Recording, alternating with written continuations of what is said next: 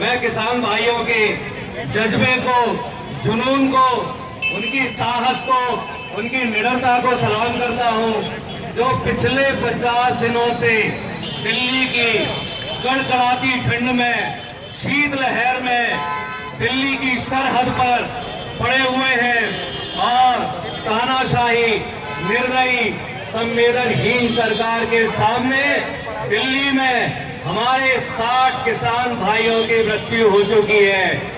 हमारे मोहल्ले में, परिवार में, अड़ोस पड़ोस में किसी की मृत्यु हो जाती है तो 13 दिन का शोक होता है। और हमारे किसान भाई, 60 किसान भाई दिल्ली में प्रधानमंत्री के पड़ोस में शहीद हो चुके हैं और प्रधानमंत्री रूम हीटर चलाकर आराम फरमा रहे हैं 14 एकड़ के बंगले में। अब मैं आता हूं, ये किसान कानून क्या है? जो किसान बिल बनाए गए हैं, इनको पढ़ना समझना कृषि मंत्री के बस की बात भी नहीं है, क्योंकि ये बिल अडानी ने बनाए हुए हैं। मैं आपको सरल भाषा में समझाना चाहता हूं, ये किसान बिल है क्या है। पहला किसान बिल है जमाखोरी कानून। जमाखोरी कानून लागू कर दिया गया है, जो जमाखोरी कानून कांग्रेस की सरकार ने, नेहरू जी की सरकार ने उसे हटाया था कि जमाखोरी नहीं की जा सकती है, जमाखोरी से महंगाई बढ़ती है। उस जमाखोरी के कानून को मोदी सरकार ने पास कर दिया है। अनलिमिटेड भंडारण किया जा सकता है, असीमित भंडारण किया जा सकता है।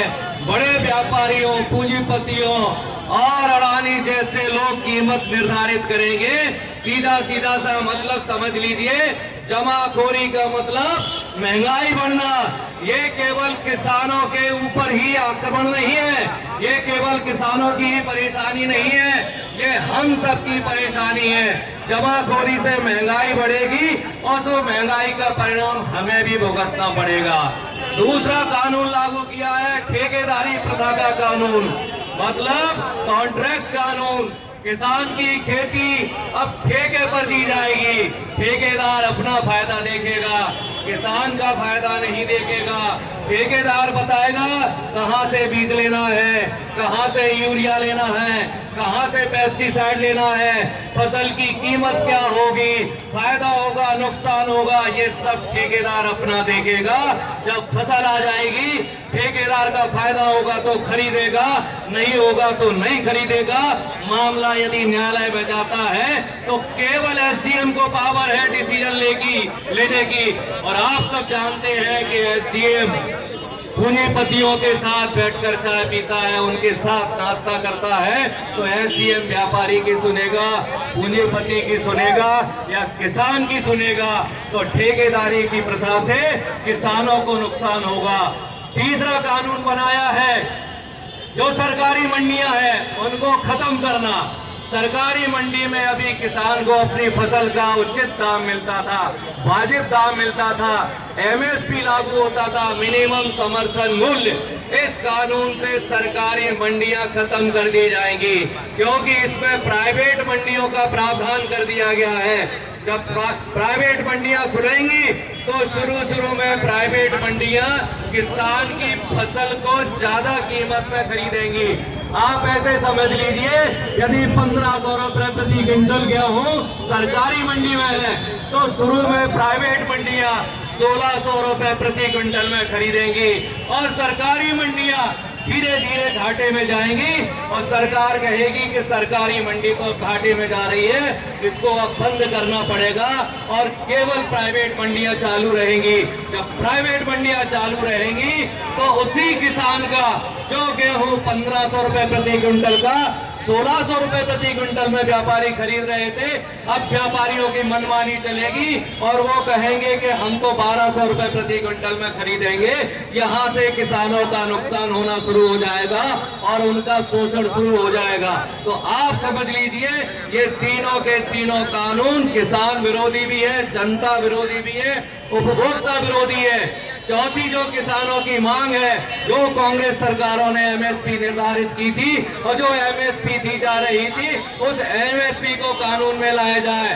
कांग्रेस भारतीय जनता पार्टी के बड़े बड़े नेता, प्रधानमंत्री, केंद्रीय मंत्री कहते हैं कि हम आपको एमएसपी देंगे, मुंह से बोल रहे हैं जैसे 15-15 लाख देंगे, लेकिन कानून में डालने की बात नहीं कर रहे हैं। तो किसानों की मांग है, जनता की मांग है कि एमएसपी को कानून का प्रावधान बनाया जाए और इन तीनों कानूनों को वापस लिया जाए। सरकार दोगली राजनीति कर रही है किसानों के साथ में। एक तरफ तो मध्य प्रदेश के कृषि मंत्री किसानों को दलाल बोलते हैं, कहते हैं मध्य प्रदेश के किसान दलाल हैं, मध्य प्रदेश के किसान गोकुलमत्ते हैं। कृषि मंत्री कहते हैं, सेंट्रल मिनिस्टर कहते हैं कि किसान जो सरहद पर बैठा हुआ है वो देशद्रोही है, वो किसान जो सरहद पर बैठा है वो पाकिस्तानी है, जो सरहद दिल्ली की सरहद पर बैठा है उसको कहते हैं कि ये खालिस्तानी है, और दूसरी तरफ विज्ञान भवन में बैठकर बात करते हैं। तो ये किसानों के साथ दोगली राजनीति कर रहे हैं।